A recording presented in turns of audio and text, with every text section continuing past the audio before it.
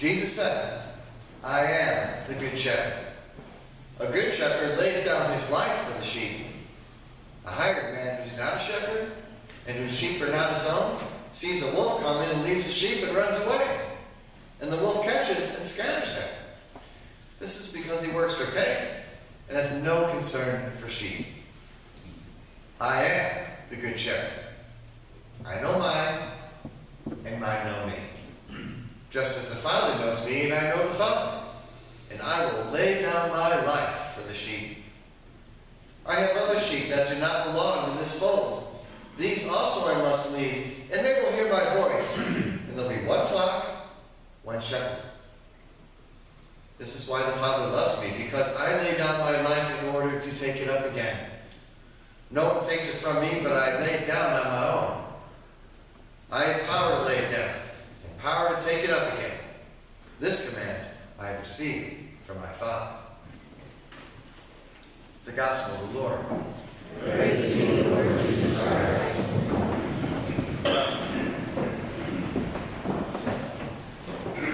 2 days ago on Friday, all the priests in the diocese met with the bishop, and we were talking. A lot of things came out. We were talking a lot of time and energy spent on the future.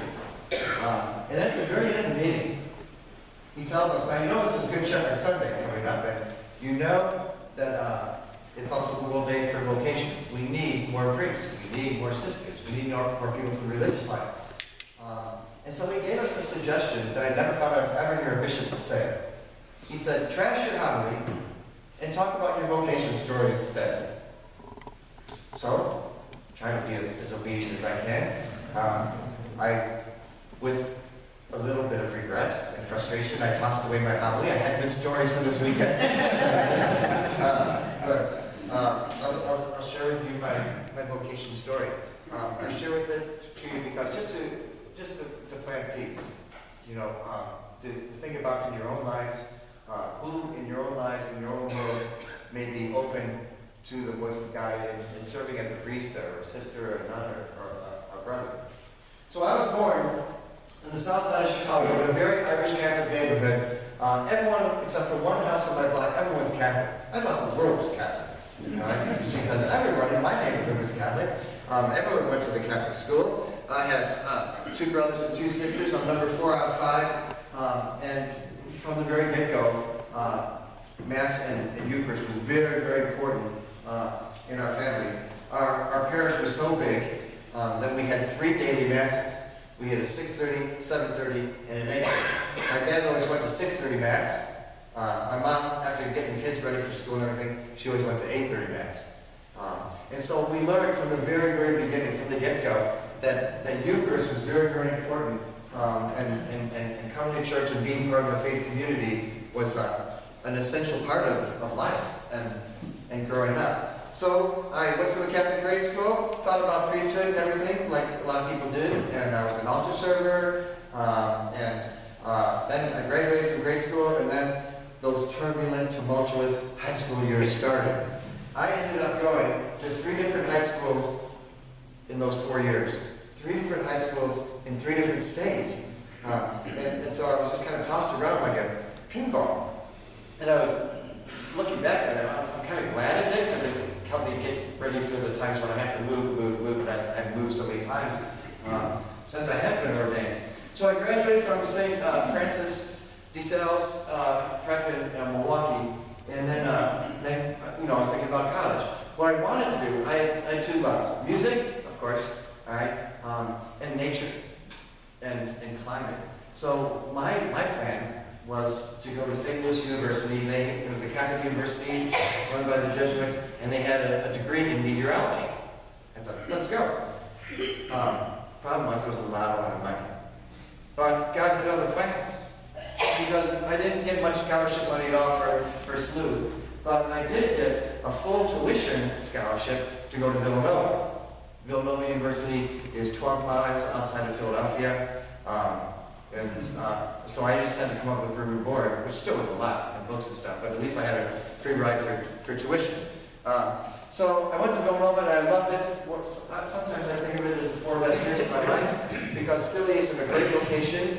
You're an hour and a half from the shore, you're 2 hours from the mountains, the Pocono Mountains, you're 2 hours from New York, you're 2.5 hours from DC. I mean, everything was just right there. And I had 2 majors, a fun one and a practical one. My fun one was music, you know, and I was in all the bands, you know, the pep band, the marching band, the jazz band and symphonic band, and I did all kinds of stuff musically, and you know, Villanova was a very good basketball team, as some of you may know, year after year. So I got all 4 years. I got to go on a free ride to the NCAA's, you know, and that was a blast. And go with the marching band. Sometimes we play like we were the sacrificial lamb for Clemson or some other big school. So we got to travel, which I really liked. And then my practical part was economics and finance. I thought, you know, I wasn't too confident of my musical abilities that I could make a career out of music. So I thought finances would be a good fit for me.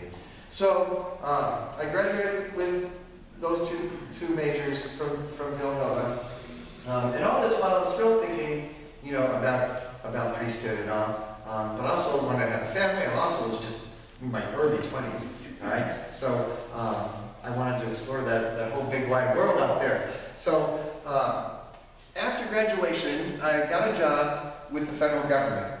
I worked in Washington, D.C. for the Department of Commerce. I was in the International Trade Administration, and in my little division, our office put on these seminars to teach companies, small and medium-sized companies throughout the United States, teach them how to export, so we wouldn't have such a big trade deficit. Well, obviously I failed at that.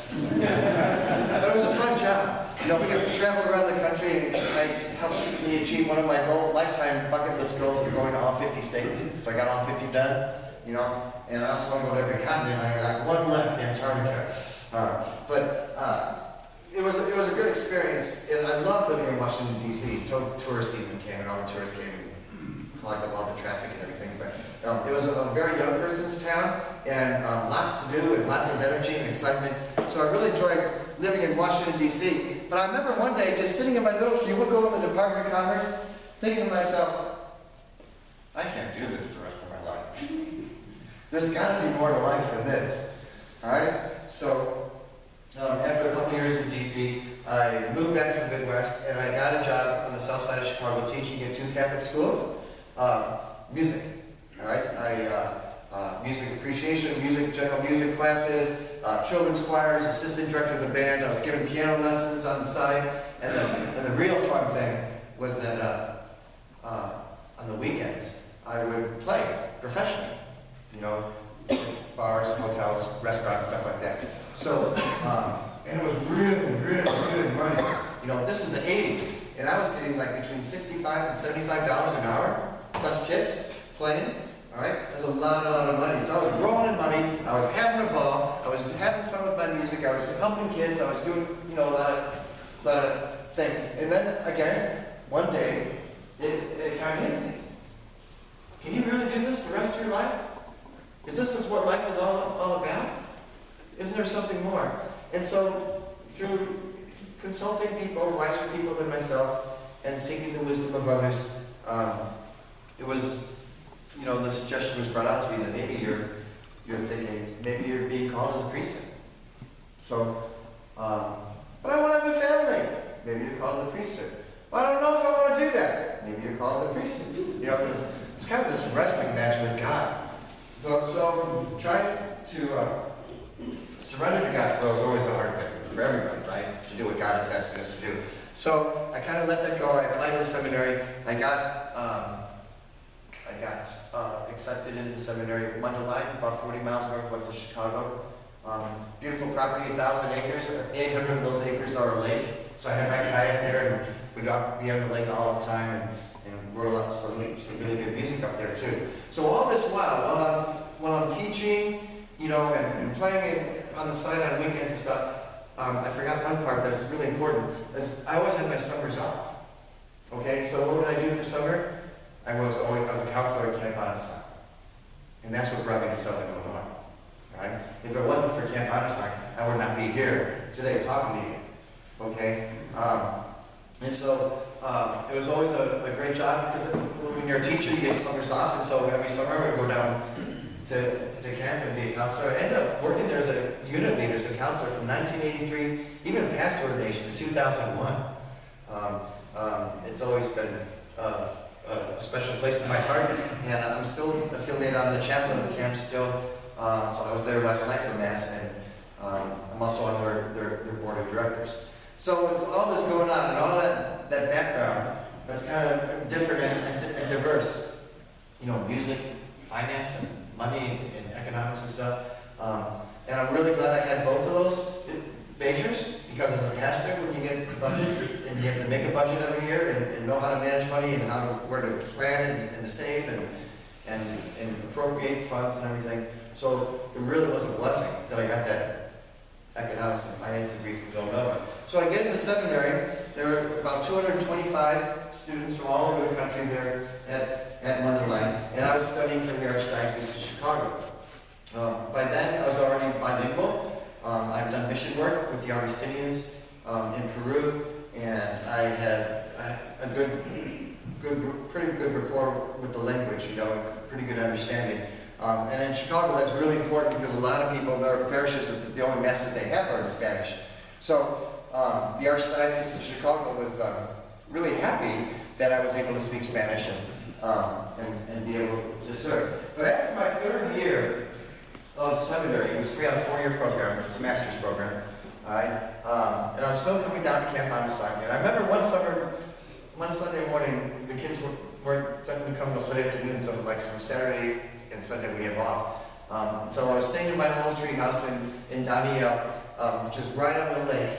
There's one of those cool mornings, summer mornings, where the mist is just kind of rising off the lake, and everything's peaceful, serene. And then the happy thought hit me. If I'm going to be a priest, why don't I be just a priest down here? Why stay in Chicago? Traffic, noise, pollution, crowds, violence, you know, I'd rather be down here.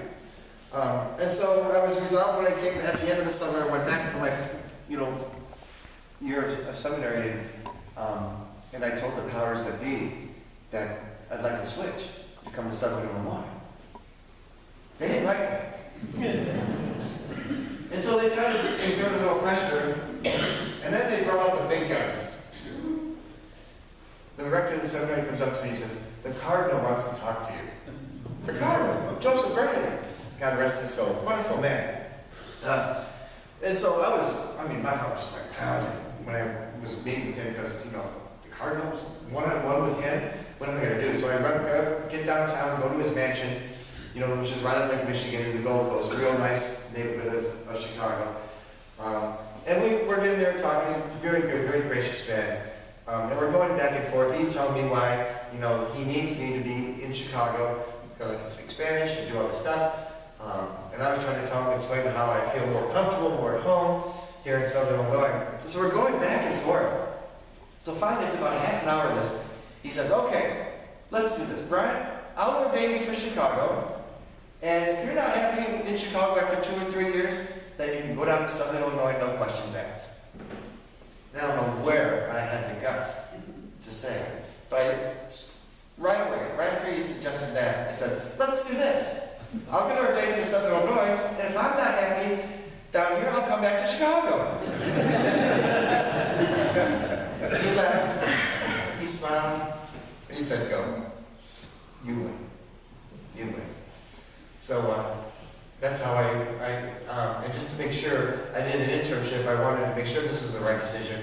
So I spent a whole year, took a year out of seminary, and did a pastoral year at St. Bruno's in Piggyville.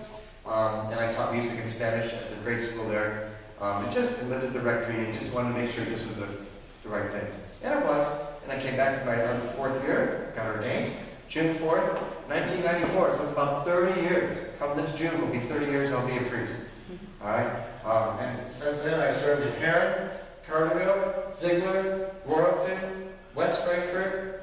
Then I was at the seminary at Mundelein, Associate Dean of Formation, and helped out at St. James in Arlington Heights. Then I was in Pinckneyville, coming back as a priest.